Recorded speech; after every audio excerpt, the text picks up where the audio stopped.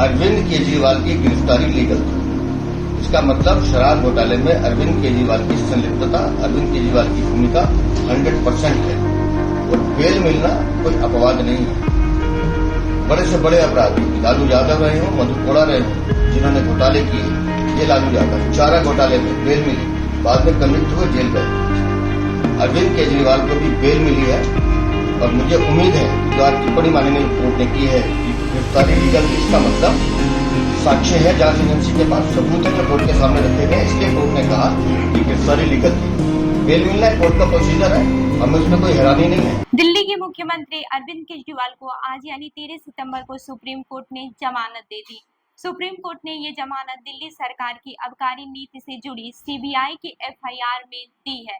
Court ने अपने आदेश में कहा है कि केजरीवाल को 10 लाख रुपए का मुचलका भरना होगा।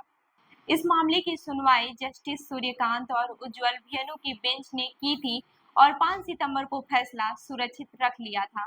समाचार एजेंसी पीटीआई के अनुसार जस्टिस उज्जवल भुयन ने जमानत देते हुए कहा कि सीबीआई को पिंजरे में बंद तोते की छवि तोड़नी चाहिए और उसे दिखाना चाहिए कि वह पिंजरे में बंद तोता नहीं है। जस्टिस भुवन ने केजरीवाल की गिरफ्तारी की टाइमिंग पर भी सवाल उठाया।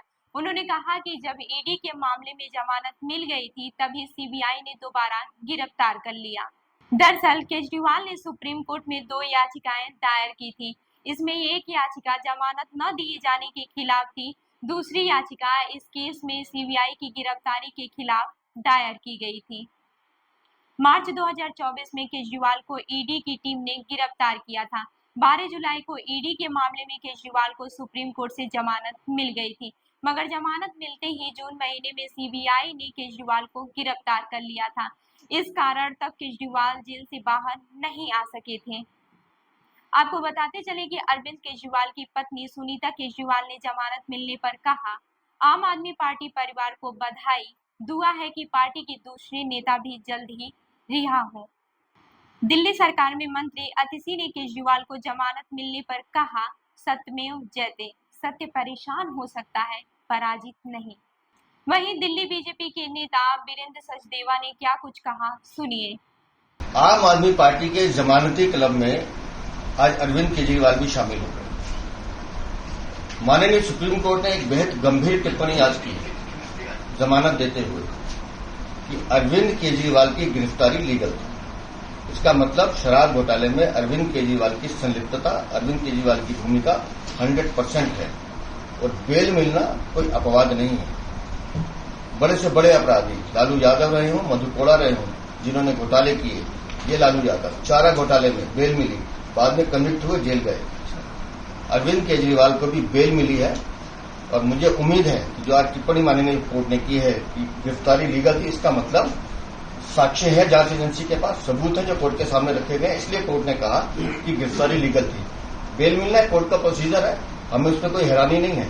लेकिन जिस तरह की पाबंदी अरविंद केजरीवाल पर लगाई गई है कि आप सीएम के दफ्तर नहीं जा सकते, फाइल साइन नहीं कर सकते, इस केस में कोई टिप्पणी नहीं कर सकते, विदेश नहीं जा सकते, तो अरविंद केजरीवाल अगर आप में जरा से भी नैतिकता है तो आपको आज तुरंत इस्तीफा देना चाहिए, क्योंकि ऐसे आदमी को दिल्ली का मुख्यमंत्री बने रहने का अधिकार नहीं है जो मुख्यमंत्री कार्यालय में घुस भी न सकता। अब आम आदमी पार्टी के नेता मनीष सिसोदिया ने कहा, झूठ और साजिशों के खिलाफ लड़ाई में आज पुनः सत्य की जीत हुई है। एक बार पुनः नमन करता हूँ बाबा साहब अम्बेडकर की सोच को और दूरदर्शिता को, जिन्होंने 75 साल पहले आम आदमी को किसी भावी तानाशाह के मुकाबले मजबूत कर दिया था। लोकसभा चुनाव को देखते हुए सुप्रीम कोर्ट ने 10 मई को चुनाव प्रचार के लिए अरविंद केजरीवाल को 21 दिन यानी 2 जून तक के लिए अंतरिम जमानत भी दी थी। बीते दिनों दिल्ली के पूर्व उप मुख्यमंत्री मनीष सिसोदिया को भी इस मामले में जमानत मिली थी। सिसोदिया 17 महीने बाद जेल से बाहर आ सके थे। इससे पहले संजय सिंह जमानत पर बाहर आ गए थे। आम आदमी पार्टी का आरोप है कि बीजेपी केंद्रीय एजेंसियों का इस्तेमाल कर झूठे आरोपों में विपक्षी नेताओं को फंसा रही है। बीजेपी ऐसे आरोपों को खारिज करते हुए कहती रही है कि कानून की नजर में सब बराबर है। बता दें कि दिल्ली सरकार ने नई आबकारी नीति नवंबर 2021 में लागू की थी। नई आबकारी नीति लागू करने के बाद दिल्ली का शराब कारोबार निजी हाथों में आ गया था। दिल्ली सरकार ने इसका तर्क दिया था कि इससे इस कारोबार से मिलने वाला राजस्व में वृद्धि होगी। दिल्ली सरकार की ये नीति शुरू से ही विवादों में रही, लेकिन जब यह विवाद बहुत बढ़ गया तो इस नीति को खारिज करते हुए दिल्ली सरकार ने जुलाई 2022 में एक बार फिर पुरानी नीति को ही लागू कर दिया था। मामले की शुरुआत दिल्ली के मुख्य सचिव नरेश कुमार की उपराज्यपाल विनय कुमार सक्सेना, आर्थिक अपराध शाखा नई दिल्ली, दिल्ली के मुख्यमंत्री अरविंद केजरीवाल और मनीष सिसोदिया को भेजी गई रिपोर्ट से हुई थी। यह रिपोर्ट 8 जुलाई 2022 को भेजी गई थी। इसमें आबकारी विभाग के प्रभारी होने के नाते सिसोदिया पर उपराज्यपाल की मंजूरी के बिना नई आबकारी नीति के जरिए फर्जी तरीके से राजस्व कमाने के आरोप लगाए गए। रिपोर्ट में बताया गया कि कंपनियों को लाइसेंस फीस में 144.36 करोड़ रुपए की छूट दी गई थी। रिपोर्ट के मुताबिक कोरोना के समय शराब विक्रेताओं ने लाइसेंस शुल्क माफी के लिए दिल्ली सरकार से संपर्क किया। सरकार ने 28 दिसंबर से 27 जनवरी तक लाइसेंस शुल्क में 24.02% की छूट दे दी।